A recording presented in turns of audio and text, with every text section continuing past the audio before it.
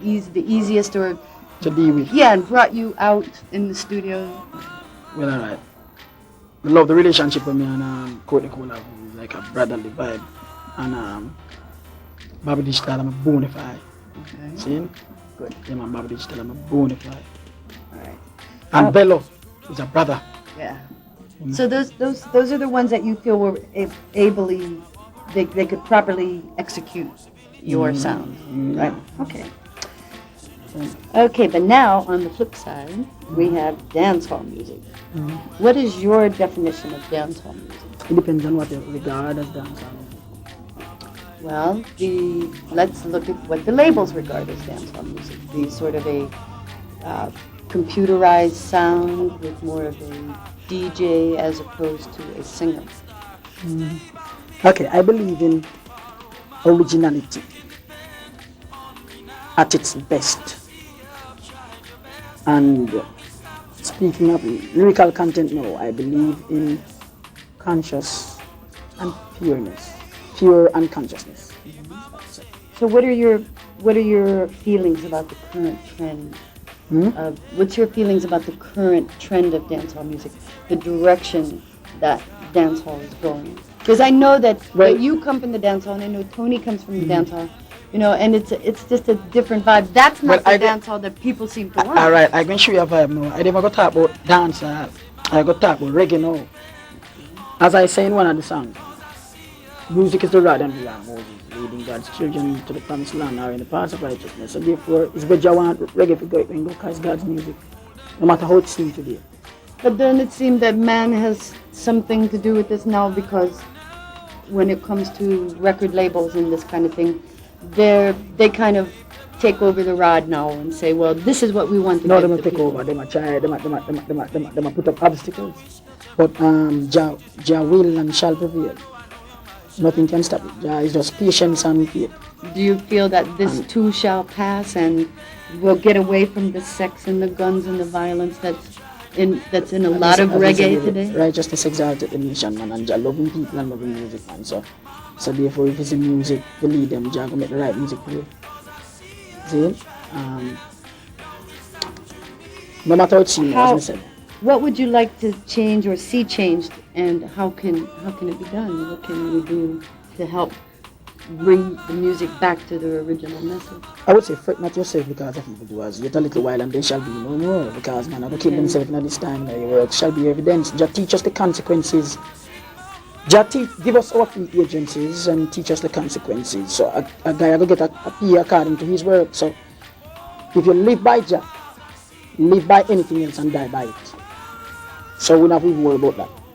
Our wish and hope sometimes does not change what is happening. Then it's just Jah will, shall, and must be done. See, everybody doing their works. The evil man fulfilling prophecy, and the footstep of a good man is ordered by Jah. So fret not yourself. Just do your part and do it at your best. Do your best and Jah will do the rest. Now let's talk about your success. Your mega success that began about 92, that you became in demand and everyone. Yeah, I think 91, 92. Well, that's more 94. Okay. This is 94 now, so we're looking at 2 years ago. Did the magnitude, the size, and the intensity of your popularity and how people embraced you, did that surprise you? No, man, with the foresight, all of these things, we didn't know what is to come. Jah didn't kind of know aware so that it wouldn't surprise or frighten. Because what we see big is just, everything, most of the things that people are frightened and excited over still, we just take it to the calm, because we know we have to self about moving by Jah, as we said before. The footstep of a good man is ordered by Jah. So when we take praise, we give all praises and thanks to the Almighty God, Jah Rastafari. And this was your goal too, right? To become a performer that would deliver a message. So yeah, man, the fact that people embraced you didn't surprise you at all. No, you were prepared for it. Yeah, man, we just encourage them to give God the praises and the thanks. It didn't shake your foundation. It didn't destabilize you. It didn't. No, we at all, no, man. Because we know it's not we, Only if you think it's you, then you may be frightened. And that people use and frighten themselves. Because I wonder, this is me and they know the fullness about themselves. But we know it is Jah. So it shouldn't surprise you to Jah, things are possible. Did you see yourself before the recognition that you received as the next big thing, the person to take Bob Marley, not Bob Marley's place, but you know what I mean as far as popularity, the one, did you see yourself in that role? First of all, I never see myself as the next Bob Marley. I see Bob as the king for reggae and my brother, and we are sons of the same father. Bob done his work and Jah appoint me to do mine. But let's say before I might never really see myself as no other big thing like that. Because as I said before, you're just one little thing in a side, in a Jah side. I'm a servant of Jah and the son. We just have to do what Jah order me for this day. So what Jah do is But if he says, okay, Garnet, you're the next big thing in reggae music, then you just accept that. We deal with lowliness, Rasta. We just little with self and big up Jah because Jah the highest. So we are servants, so we can't go like we are not servants. We are servants of Jah. We serve God and His people. So some see myself as a little youth, I do Jah work and Jah is the big guy. You know what I say, darling? You know what I say? See, so I just saw. Yeah, man. So, but you're ready, willing, and able to assume the role, to fill the shoes. Because this, I think... What shoes? As being the next big thing in reggae music. Well, the shoes would have to be mine, because I'm not going to wear the same size shoes. I come with a special size. So just say. Say, live every hour. A story I was trying to get to about, like, when you had sort of retreated in the summer, was the story about His Imperial Majesty when he came to Jamaica in '66, and which was the year you were born, right? And that when the same month. The same month. Yeah. There we go. April. Right? April, yeah. Okay. That when he came out of the plane, that he was so overwhelmed with the size of the crowd and the ray and the everything, that he was so surprised that he had to go back into the plane and sit down for a little There's bit. no such thing, man. Not no surprise, Jah, man. Jah know all things before that. No, but that's what happened. He went back. But I have the cassette with it right now, and I can show you that there nothing like that. I have a video cassette with it right now that I can prove when to you he that he came did off not the turn back. Well, I have to believe you. Yeah, no, but you don't have to believe me. You can know. Well, I have the cassette. See, sister? okay, I'll take that.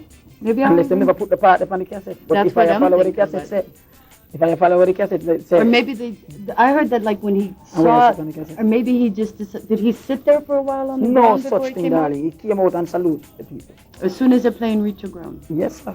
Okay, I'll take your word for that. I would like to see that video. I've never Yeah, seen man. the video. So let's forget that. All No, right. let's forget that. We can let the truth be known. Okay. Nothing surprised Jah, man. Jah know all things before it happened.